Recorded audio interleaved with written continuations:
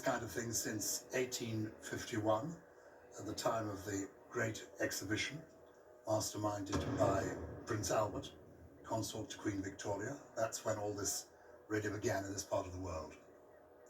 And here they come. The 41-gun salute has come to an end, and very shortly we will see, as Wing Commander Nicky Lofthouse told us, 34 aircraft from the RAF taking part in the fly past. Here come the King and the Queen and the other members of the royal family onto the balcony so they can raise their eyes to the skies. And 10 of the 15 squadrons represented were involved in D-Day, and in Wave 1 we have 3 Chinook helicopters from number 7 Squadron, based at RAF Odium in Hampshire, celebrating its 110th anniversary this year.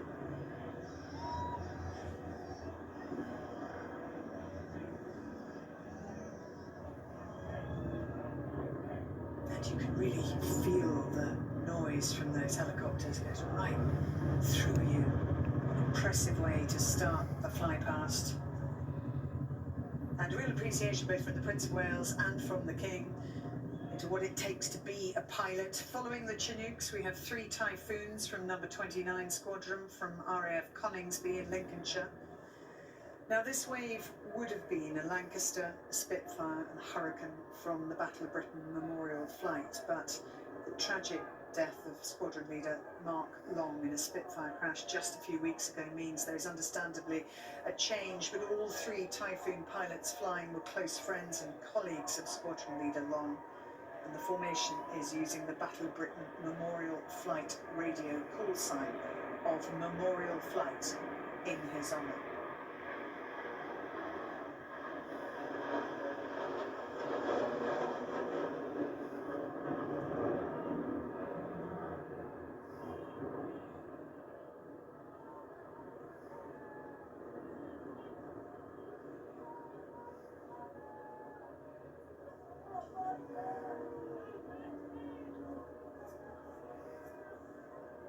King, the Queen, the Duke and Duchess of Edinburgh, looking up now to the C-17 Globemaster from 99 Squadron, based at RAF Brize Norton. This is the largest aircraft in the fly past today.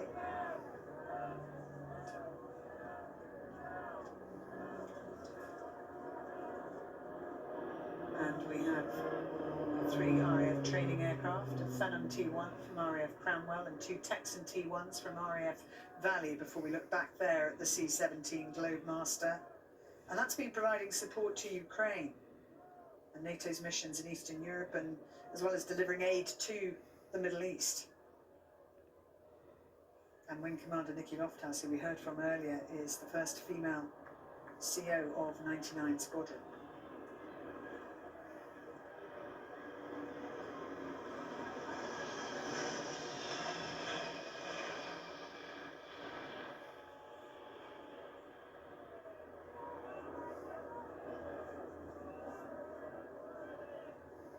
Now, the second wave of transport aircraft, the Voyager, a modified civilian Airbus A330-200 passenger aircraft, and an A400M Atlas. The Voyager is the RAF's only air-to-air refuelling aircraft, so fuel carried within the existing tanks in the wings, the centre and tail fuel tanks. The A400M Atlas that follows can carry 30 tonnes and can land on very remote airfields or on short, unprepared or semi-prepared strips.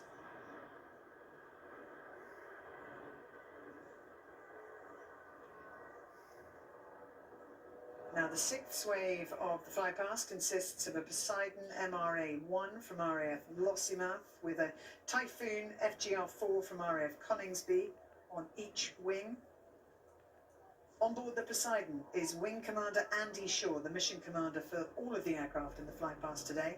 He'll be in the rear of the aircraft, monitoring radios and displays and making sure every aircraft in the entire flypast can safely make it over the palace on time and then back to their home bases.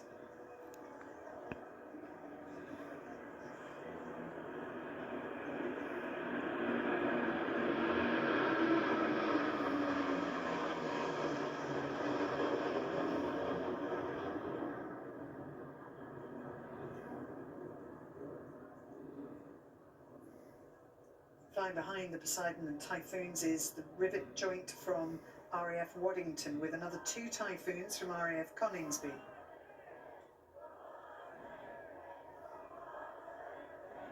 And there's a lot of experience on the balcony amongst members of the royal family in terms of flying, the King, Prince of Wales as well, and I think interest from the younger members too. And the King's grandfather, King George VI, also served with the RAF and was the first member of the British royal family to be certified as a fully qualified pilot.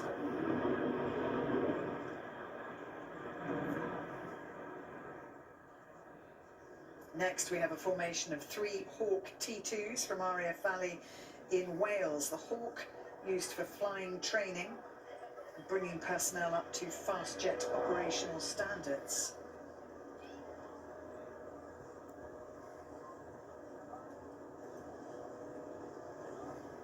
Prince of Wales, or Flight Lieutenant Wales as he was known in the RAF, joined Sea Flight 22 Squadron at RAF Valley in Anglesey.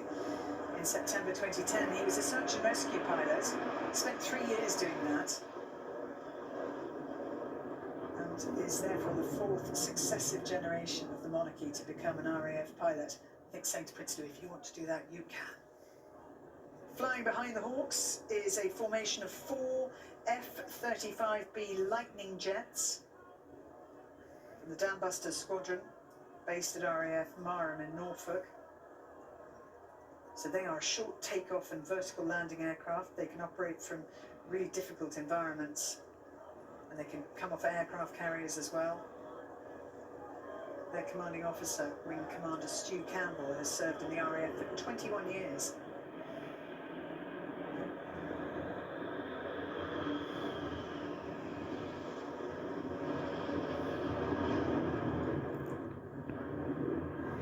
And now, providing the colourful finale to the flypast is the RAF aerobatic team, the Red Arrows.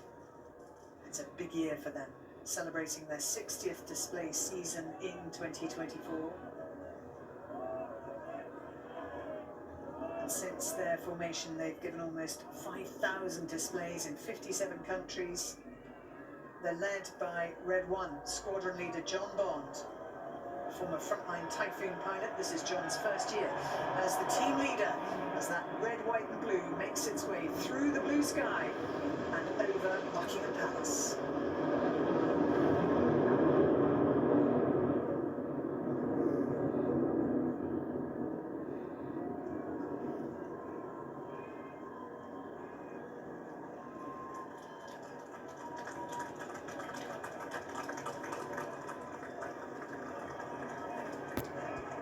Recognition from those on the balcony to the fans below, who, having braved the weather, are now treated with summer sunshine.